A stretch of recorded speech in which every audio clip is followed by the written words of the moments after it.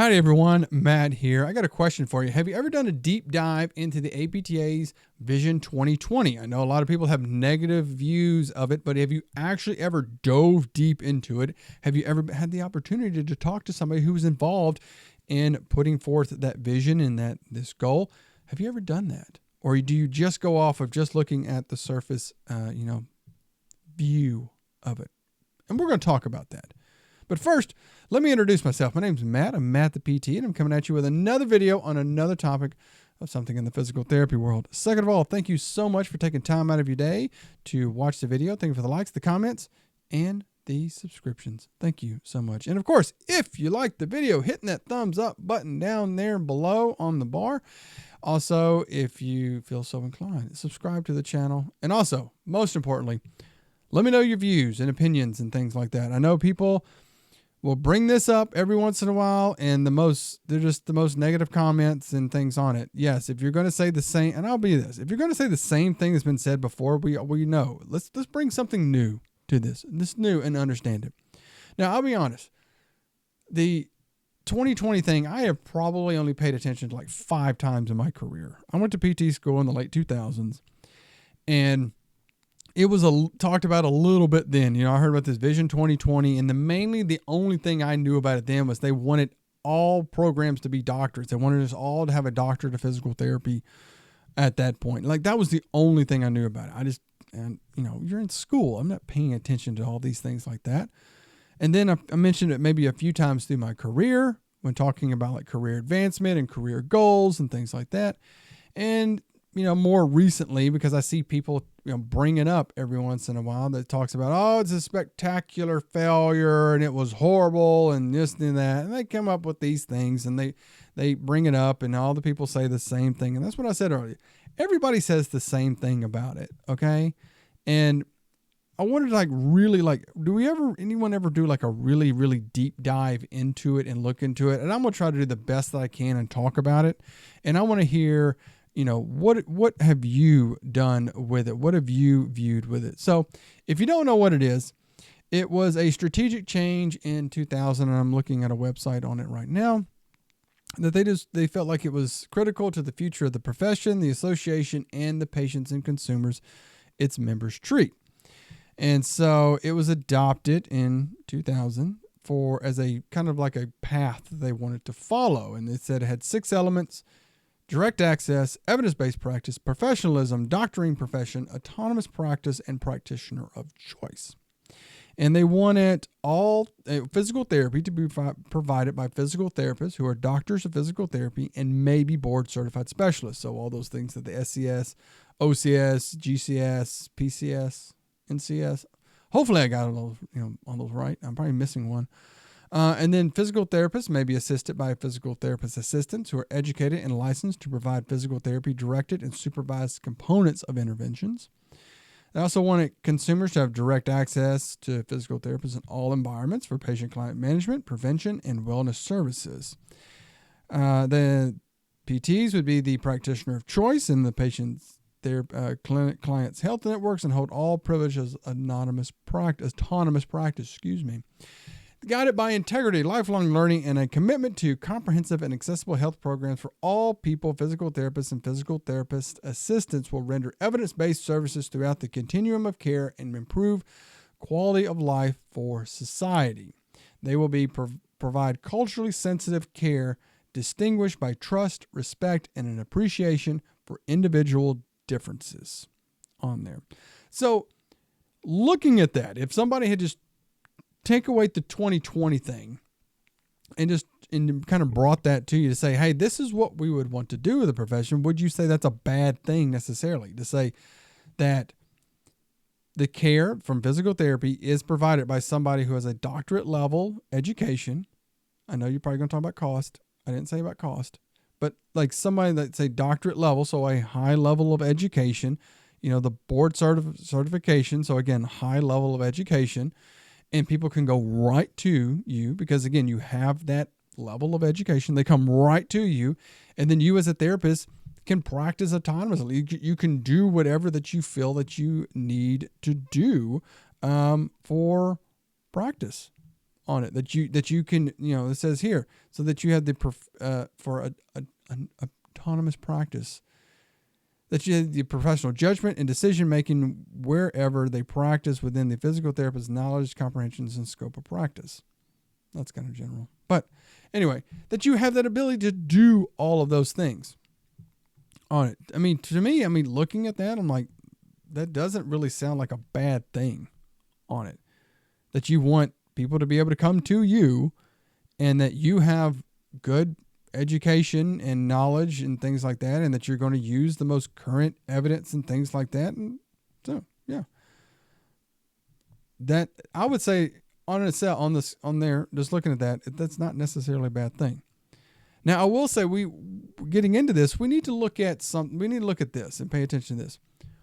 What were things like in the late 90s when this was really developed and brought through? Because took probably several years to develop. I'm going to go with that because that's what most of these things do. They take you a while to form, and you have to, get the wording right, and all this stuff. And we're going to focus on that. So it probably took several years to do. But what were things like in that time? I was in high school in that time. I wasn't thinking about being a physical therapist or working in healthcare at that time. So I don't know what the physical therapy or healthcare world was like. Now, I've had the fortune to talk to a few people who were therapists through the 90s, and they had very interesting views and things of the time. So one, they said in the early 90s, they said we were able to treat one person an hour, and these people ran clinics or owned clinics, and they said the clinic made a good profit. We saw one person an hour. We were able to treat them. There wasn't a lot of headache from insurance companies. It was pretty straightforward. We could give them whatever care it was, and we did, and it was really nice. Then there were some changes to healthcare that went on, I believe, in the mid 90s, and they said, then we had to start seeing two people a person every 30 minutes. And they said that cut into the profits. We were seeing more people, but we weren't making as much money on it. And they're starting to scrutinize the documentation more. Then they said again, in the late 90s, they made more changes, and they said we had to start seeing more patients per hour, and it cut more into the profits of it. Now, you're probably thinking like, oh, profit's bad, but honestly, if you're running a business, you want to make money on it because that pays your staff, that pays you, it keeps your lights on, you're able to help more people. So it's not necessarily a bad thing. So looking in that, also the 90s was a very prosperous time for the economy. We were doing very, very well. I kind of remember some of that as well. All the .com stuff, all this money and things were really, really coming around. But I could see in healthcare at that time, and again, correct me if I'm wrong, if you're someone who practiced in that time, I would really, really go off of what you're saying, how you were practicing and doing things in that time, and seeing like what was the world like. And to say like, okay, we see that there are these changes that are coming. Do we want to, again, as physical therapists, kind of separate to say we are our own profession, that we don't need, that patients really don't need to go see a doctor for many things on that, or, a physician for many things. I mean, think about like, I work in orthopedics. There's a lot of things that it would be easier for them to come directly to me rather than go to a primary care who's probably going to send them to an orthopedic specialist who then's going to send them to me. Again, we talk about that. We shorten the time. Come straight to me. In my default, if something is serious, is I'm going to send you back to the physician on there. I would also like the fact to be able to order x-rays at times. I think that would be something, or even to write prescriptions and stuff. I think that would be very good for our profession because, again, there are patients who really need some of those things, and that would be good. Think about people with neurologic disorders, children with neurologic disorders. Do they really need to go see a neurologist? How hard it is to get into some of these specialists. Do they really need to go to them to get an order to come back and see them, to put an unnecessary step into there? Again, do we really need that? Or vestibular issues, or any of the things that we really work on. It's like there's an unnecessary step for many people on it. Now, I've talked a little bit about so I'm sorry, I'm going to back up just a tad bit. So I can see like really the direct access and the autonomous practice, like those things that we really want. Now people will talk about, we've always had direct access and we've always had autonomous practice. Okay. There's been limited, there's variations of direct access in every state. And also to get direct access, it's pretty hard. If you want to listen to my video about getting a bill passed, it can be very challenging to do that on there, to get that thing open, get your practice act opened up fully, that you have, wide open chain, say, hey, yeah, you can come into here. And it could be as well that you have direct access in the state, but if your insurance says, no, we need an order from the physician before we pay for anything, that's always kind of dumb as well.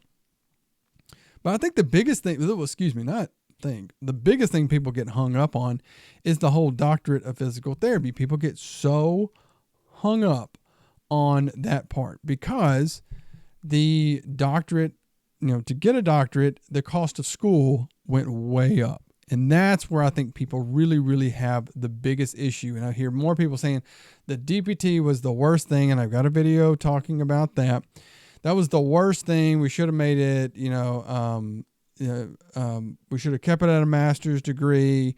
That was, all these things on it. Now I've brought up as well about the doctorate that it does come when you are trying to get direct access, when you are presenting that the people providing this service, this healthcare service, because they're going to point out the negative things, oh, you're not going to catch people with cancer or these serious things or stuff like that. It's like, no, look, this person has a very, very high level of education and skills to do what they do.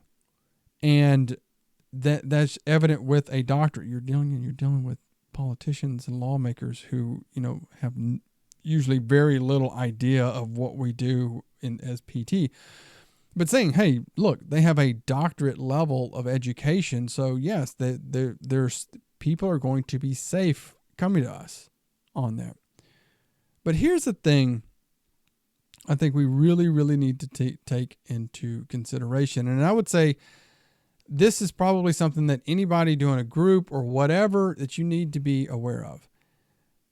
Doing something like this, the 20-year it was a 20-year plan on it.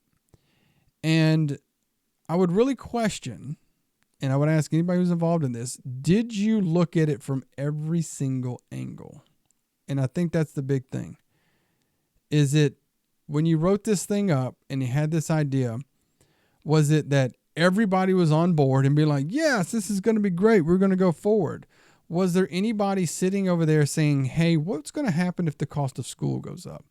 What's going to happen if we get politicians that get elected in who want to do this or want to do that or any of these things that come up? And I think that was the big problem with it, that there are so many variables that we could not have foreseen. Could they have really foreseen that the cost of schooling went up as much as it did? Could they have foreseen like all the challenges with getting direct access in different states has been, or getting things like being able to order x-rays or things? Could they have predicted that any of that could have happened on it? And I feel like that's what happens sometimes, especially with PT, is that if somebody brings up another idea that it's like, hey, this could be a challenge. Everyone's like, no, you're being mean, you're being rude, you're not being genuine. That's not going to happen. We only want people who think like us, and we're going to do this, and we only think about the positive. So it's like, did that go on with it? Was there not enough support as well? Because again, a lot of this does take a lot of support, especially getting direct access and getting those things to let people, that's a lot of work on there as well. That's a lot of work. And did that work kind of fall away? We didn't get enough people that jumped on board and helped push these things forward on it. So, I mean, biggest thing overall, that's the thing. I want to hear from other people that were involved in it. I know most people, again, they just like to talk about it just to be negative on it. But I'm going to say the big thing. This is in the past as well. I hope to be the last person to talk about it because it's in the past. It happened. It's already happened. We can't change it. That's the thing. That's the thing about this. Whenever I see people that really start bringing it up to just bash on it, it's like, can we go back in time and change it? If we could, we would. And I will say that about stuff, why did you do that? Well, if I could change it, I could. If I could go back in time and change X, Y, or Z, I would do that. But we can't do it. We can't do it. And so when people really bring it up, it's like, hey, do we need to get you a DeLorean so that you can just go, back to the past and live in this? But I do think that there's some stuff that comes out of this is that we understand, like, when we put something forth with an idea or a vision saying, hey, we're going to do this, that we need to look at it from all directions to say, what are possible obstacles, roadblocks, things, what if this happens? Well, how are we going to counter that? How are we going to be ready for it? Do we want to be proactive about if something is going to get in the way, or you do want to be reactive? And I feel like most of the time with some of the stuff that people want to be, don't want to be proactive. They just want to be reactive to it. And they're like, oh, crud, this thing happened. Oh, we got to change. We got to do this now. It's like, well, you could have planned for that 2 years ago because we didn't know. And I also, there's a lot of variables that we also have to keep in mind. So many variables come up that can completely change so many things, and it can throw you off path as well on it. So I think that needs to be taken into consideration too. That, again, it's like with patients, when am I going to be better? When am I going to get over this? We may give them like, well, it takes time, because there's so many variables. We can't tell you exactly when, because there's a ton of things that are outside of our control that could happen that could, change it up on it. But I think the biggest thing people seem to complain about is just the doctorate level thing. Just saying that, the cost of school, but really, who could have predicted the cost of school went up so much on it?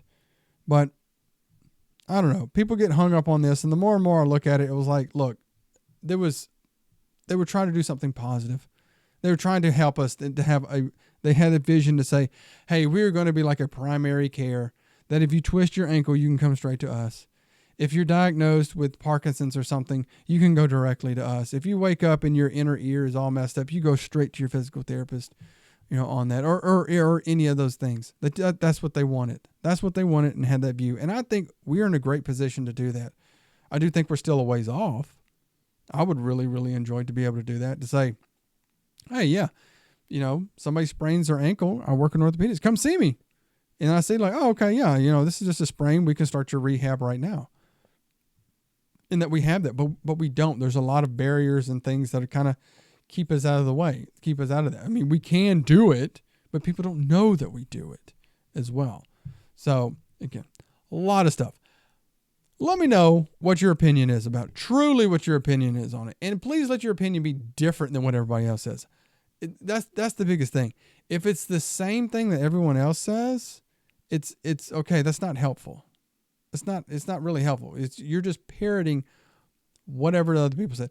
Something different on it. What can we do to make things better going forward? We can't change the stuff in the past. What can we do based upon this to be better going forward, to help the profession going forward? I think a big thing, again, of course, is lowering the cost of school. I think that's going to be huge, would be like some of the biggest things.